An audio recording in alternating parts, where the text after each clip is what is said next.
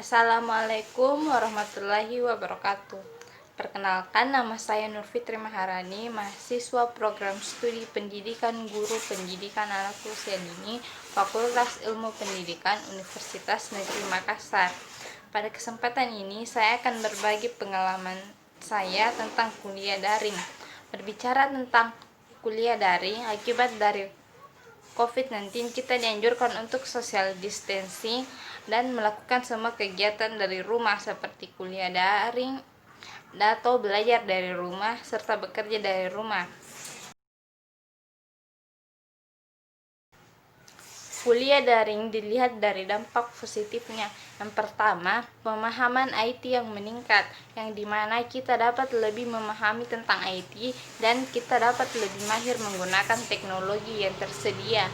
Yang kedua, waktu yang lebih fleksibel, yang dimana kita dapat melakukan kuliah daring dimanapun, kapanpun kita berada. Yang ketiga, kita dapat lebih menjadi mandiri dan lebih kreatif.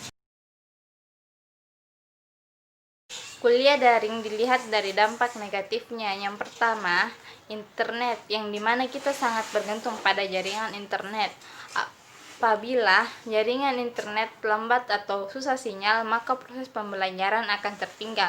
Yang kedua, materi yang disampaikan tidak maksimal karena terjadi delay akibat sinyal yang susah.